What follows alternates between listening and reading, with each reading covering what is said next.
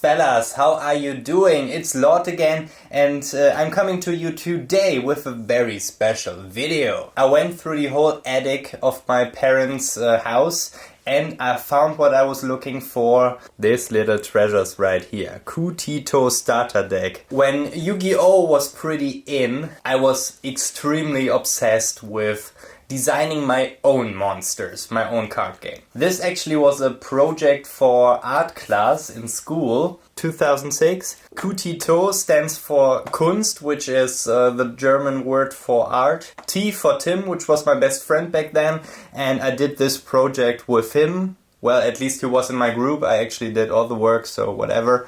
And Thomas, which is me. And what I'm doing right now, I'm preparing for a comic I want to do. What I need for that are monsters. And I thought it would be fun if I picked some of the old ones I did. 2006 is 14 years ago, so I think I maybe improved a little bit in my art.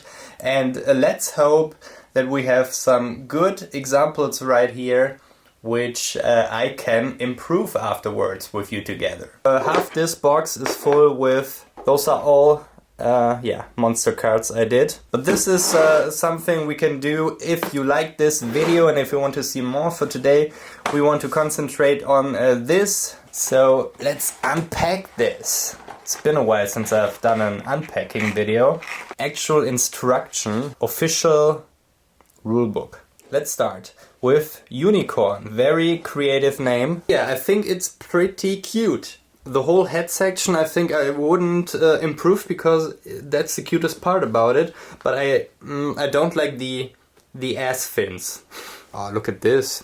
I did quite a lot of work here. The Lord of Death. Yeah, not so creative. It's the Grim Reaper. And something is wrong with his hand. We can definitely do something with this one. It's so cool to see this. These cards are half as old as I am, and it kind of looks like the squirrel from Ice Age. I don't know. How old is Ice Age? We have Radar Bug. Oh, the Edge Frog. Oh, of course.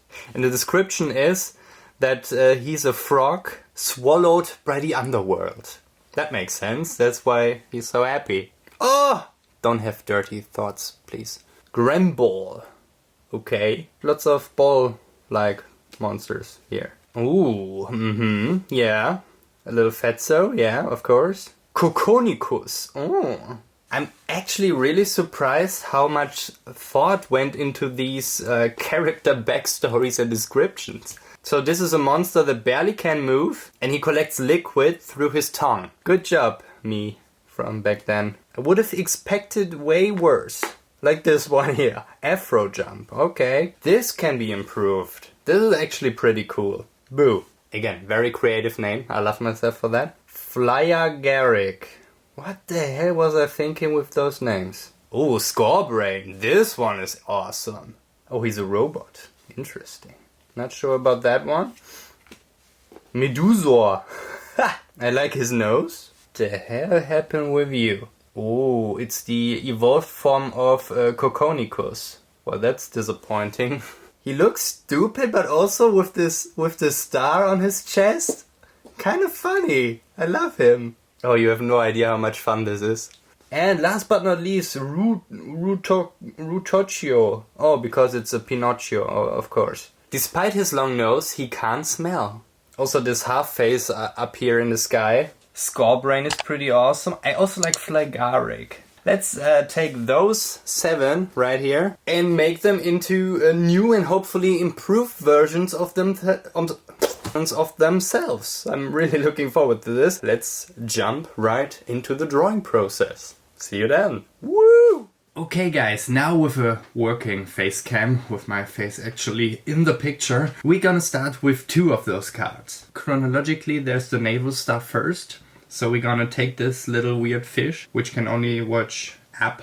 But before all of that, I had to design a card template. We have a card before with a monster on it, we have a card afterwards with a monster on it. And yeah, surprisingly, I had lots of fun with building this card. It was really the experience of all I've learned so far in Photoshop. I didn't have to watch one tutorial, which I usually do when I have to build something in Photoshop. Like I said, the model for those cards earlier were the Yu-Gi-Oh cards that existed or still exist.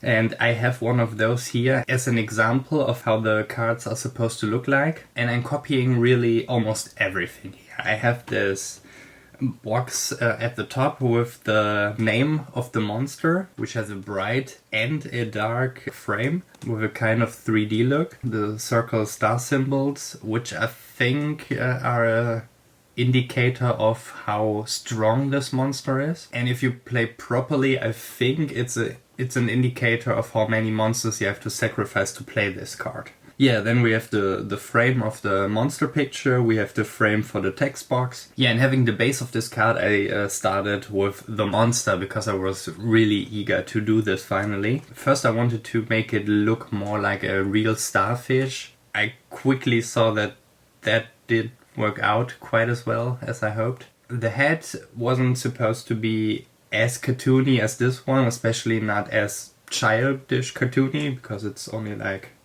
I don't know, two circles for the mouth and the eye. So I also looked at a real fish head, which isn't really nice to look at, and I started there. He's also a stronger one, he is the naval star, so it's to be expected that he's very confident.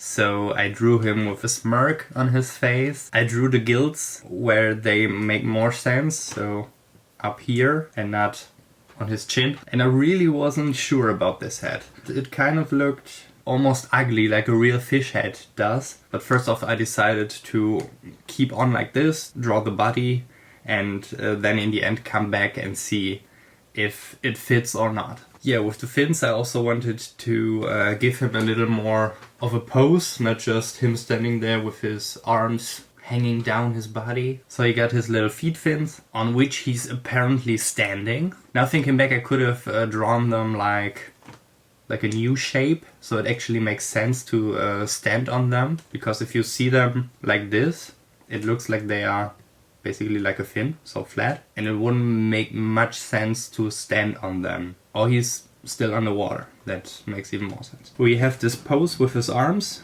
also again the confidence, and in the end his tail fin, which is the most beautiful part about him. Even if that's not my favorite thing to do, I really had fun with coloring him. I really took the colors from the original picture, but in the end I worked more with shadows and darker parts of the body of the same color. Just because that's how improved pictures should look like, right? If you look at this dragon here in the Yu-Gi-Oh card, if you look at the white wing here, it's not just white. There are shadows, there are darker parts of white, there are gray tones. Yeah, and the little spots on him is what you actually find on fish heads, on fish bodies, at least on the pictures I Google pictured, and it just makes him more interesting to look at. Yeah, and since all Yu-Gi-Oh cards also always have a nice background, I had to do that as well. I decided to draw him underwater, really. He can influence other sea creatures, so it just makes sense to put him in the water. Close to the surface, so the light shines down, which again makes it more interesting to look at. Yeah, and then came the text box. I stayed with the original description that he's a man-sized fish, so really, really big. And the star on his chest influences other sea dwellers. That's why he has this red point in the middle. A little bit Odyssey 2001, the super boring Kubrick movie. Not quite done, because I noticed, so in the original you have this kind of marble look. So I just took a picture of marble from Google Images, put it on top of my card, and then I used a tool to let it shine through. And the result, almost instantly, was very much to my liking. Yeah, next one was the one I probably was looking forward to most. It's Scorbrain, or like I like to call him, Scorbrain. At least it sounds a little bit like Scorpion, right? So yeah, we have this really awesome idea with this scorpion who has a human brain basically in a glass dome on his back, but the execution is pretty horrible. You see right away that I had no idea how to draw a scorpion. So I started this from scratch, also with the thinking behind it that it's supposed to be a robot. Yeah, and I started with the basic shape of the scorpion, which I thought looked pretty cool from this perspective. Yeah, and then I continued to change the body parts into more robot-looking, more mechanical body parts. Normally I don't like to draw robots or anything that's kind of symmetrical anywhere. But when I drew this head with this typical sci-fi evil robot face, I instantly fell in love and I was completely absorbed in this work and I just wanted to continue. So I gave him like shield plates for the limbs, joints on his arms and also on his tail. But the shields only work on top. Down below you have the wires and tubes, which robots just have. Yeah, long but thin mechanical legs, made of titanium probably, so they are pretty sturdy. Then his tail with the probably poisonous sting at the end. And last but not least, the brain inside the glass dome. You would think that a brain is pretty hard to draw because it has so many, almost like tubes and so many details, but in the end you basically can draw anything you like, and if you indicate it right what it's supposed to be, it's very obvious and very easy to draw, basically. Yeah, and also the coloring was very fun because one thing that worked for me in the old picture is the color scheme. I skipped the brown because that's the only thing that's not working for me. Kind of threatening robot colors. And I think he would be very much camouflaged in the night in the desert. Yeah, a little shine on the glass dome, then a little shine also on the metal parts. I assume that in the old picture that's supposed to be the desert, but again decided to make it a little more recognizable, a little more interesting with a little more depth. So we have my new kind of desert right here. And I was very careful to keep the direction of the sunlight, so that it makes sense with the reflections on the body of Scorbrain. Speaking of the sun, of course, in the end he also had to have a shadow, which was really simple and worked out quite well. And finally I decided to switch the text a little bit, make it more interesting, because the original card says a quick robot with his own thinking capability. And the new card says he's a machine type and he's a fast-moving robot with an AI connected to the brain of a serial killer on his back. So he looked evil, he's supposed to be a little evil, so why not just use this brain to make him more evil? Makes a lot of sense in my opinion. What do you think? Which one of those, basically 4 cards do you like most? Which of the cards that I showed in the beginning are you looking forward to me redrawing? I'm looking forward to your comments and I'm looking forward to the next video of this. See you next time. May the Lord that's me be with you. See ya. Scorbrain. Brian.